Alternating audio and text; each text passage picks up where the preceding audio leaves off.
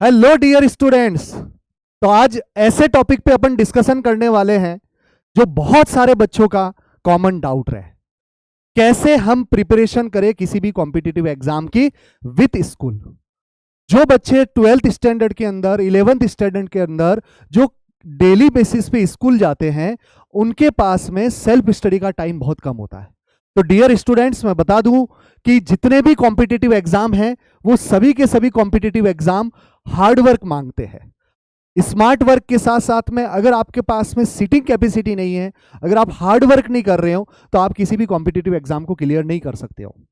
Dear students, आपको पता है कि किसी भी सब्जेक्ट को जितना टाइम चाहिए डेली बेसिस पे, वो टाइम अगर आप नहीं दे पा रहे हो, इसका मतलब उस सब्जेक्ट की उतनी प्रैक्टिस नहीं हो रही है। और उतनी प्रैक्टिस अगर नहीं हो रही है तो उस पर्टिकुलर सब्जेक्ट की उतनी वेराइटीज आप नहीं देख पा रहे हो, तो आप कॉम्पिटिटिव एग्जाम के अंदर उन पर्टिकुलर वेराइटीज को आप अप्लाई नहीं कर पाओगे।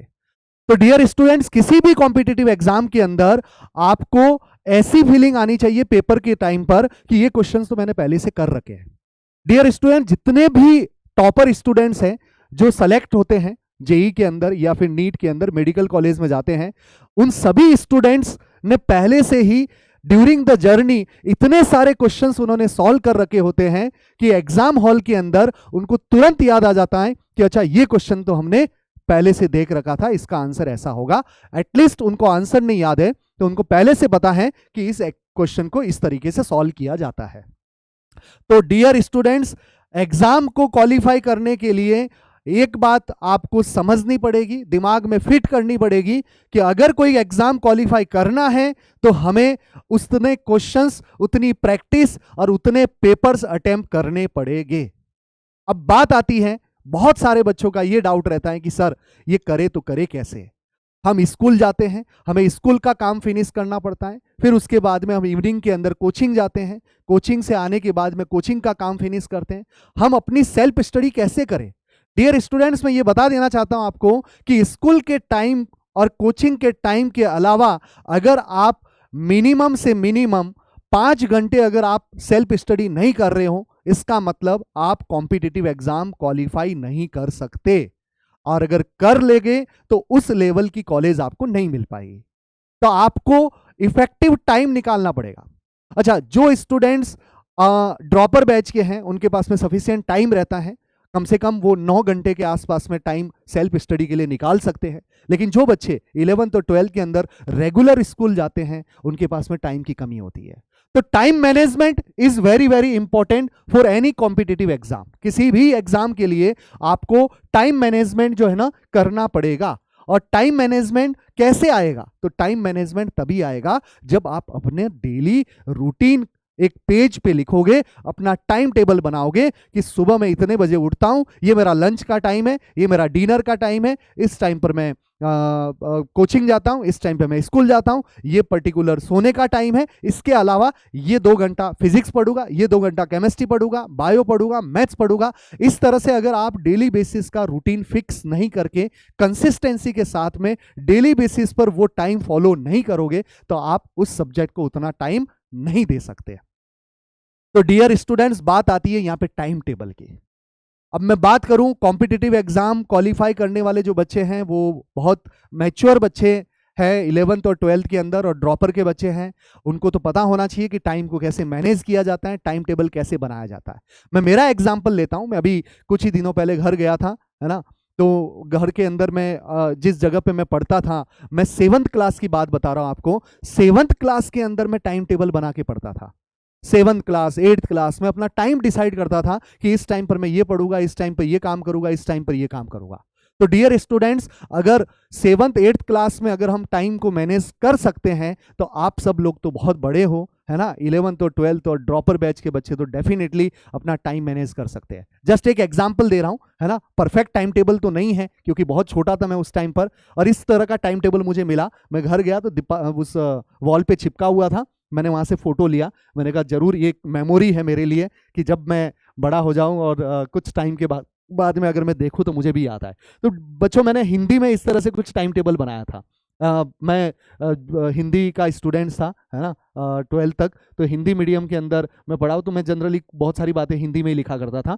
तो 5 बजे उठना, फिर उसके बाद में पढ़ाई करना, कुछ भी काम, फिर भोजन, विद्यालय की तैयारी, विद्यालय से आना, एहनी कार्य, घूमना, इस तरह से टाइम मैनेज किया था। राइट डियर स्टूडेंट्स, तो टाइम टेबल बनाना बहुत ज़रूरी है, बहुत ज़रूरी है। आप परफेक्ट टाइम टेबल बनाइए, आइडियल टाइम टेबल बनाइए। और 6 घंटे की sleeping is very very important. मैं टाइम टेबल नहीं बना सकता हूँ क्योंकि सबका स्कूल का टाइम, सबके कोचिंग का टाइम अलग अलग रहता है। हाँ, आफ्टर सम टाइम मैं एक कॉमन टाइम टेबल जरूर बनाऊंगा ड्रॉपर स्टूडेंट्स के लिए, नीट मतलब 12th स्टैंडर्ड के लिए और 11th के लिए। अलग अलग टाइम टेबल में बना के आपको बता सकता हूँ, लेकिन मैं आपको ये बता सकता हूँ कि मॉर्निंग का टाइम और इवनिंग का टाइम, सोने का टाइम और उठने का टाइम फिक्स कर दो, लंच का टाइम, डिनर का टाइम फिक्स कर दो, स्कूल का टाइम आपको पता है, कोचिंग का टाइम आपको पता है, उसके अलावा जो भी टाइम है उस टाइम को आप डिवाइड कर दो सब्जेक्ट के अंदर। तो डियर स्टूडेंट्स, यहाँ पे एक बहुत इंपॉर्टेंट पॉइंट मैं बताऊंगा कि 12th स्टैंडर्ड और 11th के जितने भी बच्चे जो डेली बेसिस पे स्कूल जाते हैं, उनके पास में टाइम की कमी रहती है। आप लोगों से मेरी एक ही रिक्वेस्ट रहेगी कि आप सभी स्टूडेंट्स मॉर्निंग के अंदर पढ़ना स्टार्ट कर दीजिए। आप जब मॉर्निंग में पढ़ना शुरू करोगे, अर्ली मॉर्निंग, आप नाइट में डिनर करके सो जाओ, डिनर करने के बाद में थोड़ा सा वॉक करके 10 बजे के आसपास या 9 बजे सो जाओ। 10 बजे मैक्सिमम मान लो, 10 बजे आप सो जाओ। 10 बजे सोने के बाद में सुबह 4 बजे उठो। डियर स्टूडेंट्स, मॉर्निंग की जो स्टडी है वो बहुत ही प्रोडक्टिव स्टडी होती है, ये मैंने फील कर रखा है। मैं खुद 11th के अंदर लेट नाइट पढ़ता था, 12th के अंदर बहुत अच्छे टीचर मुझे मिले, उन्होंने बहुत अच्छे से गाइड किया मुझे, हर मोमेंट पे मुझे उन्होंने गाइडेंस दी और उन्होंने बोला कि भाई तुम्हारे पास में थोड़ा टाइम कम है, नाइट के अंदर जल्दी सो जाओ और अर्ली मॉर्निंग उठो। लिटरली डियर स्टूडेंट्स, मैं मेरा पर्सनल एक्सपीरियंस यहाँ पे आपको बता रहा हूँ कि मैं सुबह 3 बजे उठता था और 3 बजे उठ के चाय बना के, मैं खुद चाय बना के पी के सीधे टेबल पे बैठ जाता था। 3 बजे से लगा के 7 बजे तक क्या क्वालिटी वाली स्टडी होती थी और इतना प्रोडक्टिव काम कि मैंने 5 महीने के अंदर 12th का सिलेबस एज वेल एज मैंने 11th का मैक्सिमम पोर्शन भी कवर कर दिया था। और फिर उसके बाद में मैंने एआई ट्रिपल ई का एग्जाम और केईपीवाई का एग्जाम दिया था। तो डियर स्टूडेंट्स, अगर आपको, आपके पास में टाइम की कमी है तो है, सबके पास में 24 घंटे है, कोई उसको इंक्रीज नहीं कर सकता है, लेकिन एक बात को समझना पड़ेगा कि जो भी टाइम हमारे पास में है, 2 घंटे का, 3 घंटे, 4 घंटे सेल्फ स्टडी का टाइम है, अगर उसको हमने प्रोडक्टिव नहीं बनाया तो वो टाइम ऐसे ही वेस्ट हो जाएगा। कोई दूसरा अपनी कॉलेज सेलेक्ट कर लेगा, अपनी सीट जो है वो सेलेक्ट कर लेगा। तो डियर स्टूडेंट्स, आप नाइट स्टडी करना बंद करिए और अर्ली मॉर्निंग में पढ़ना शुरू करिए। कंक्लूजन ये है कि शाम को 2 घंटे पढ़ो और अर्ली मॉर्निंग 1 घंटा पढ़ो, बराबर है। तो अगर आपके पास में सेल्फ स्टडी का टाइम सिर्फ 4 घंटे ही है तो उसको 8 घंटे कैसे बनाया जाए, वो मॉर्निंग में पॉसिबल है। तो मॉर्निंग के 4 घंटे पढ़ो और आप मान के चलिए कि 7 से 8 घंटे आप डेली बेसिस पे पढ़ रहे हो। क्यों? क्योंकि मॉर्निंग के अंदर कभी भी रैंडम थॉट्स नहीं आते।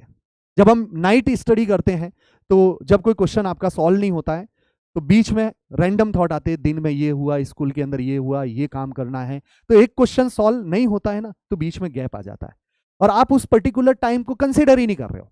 आप ये मान रहे हो कि मैं आज 2 से 4 पढ़ रहा हूं या आज मैं रात को 10 बजे से 12 बजे तक पढ़ रहा हूं, लेकिन 10 से 12 के बीच में आपका 5-5 मिनट का कितनी बार आपका टाइम वेस्ट हुआ है, इसको आप समझ ही नहीं पा रहे हो। आप उस 2 घंटे को कंसिडर कर रहे हो।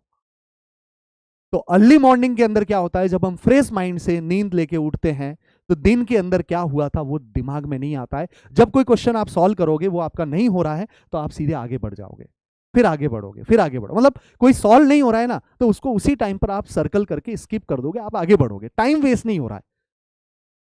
डियर स्टूडेंट्स, मेरा एक ही कहना है, कंक्लूजन यही है कि आप टाइम को मैनेज करना सीखिए, तभी कॉम्पिटिटिव एग्जाम क्लियर होगा, तभी आप अपने टाइम को यूटिलाइज करके हार्डवर्क कर पाओगे, मैक्सिमम प्रैक्टिस कर पाओगे और आप मॉर्निंग के अंदर पढ़ना शुरू करिए। Wish you all the best. Definitely कुछ न कुछ प्रोडक्टिव रिजल्ट एक टाइम के बाद में आपको मिलेगा। All the best.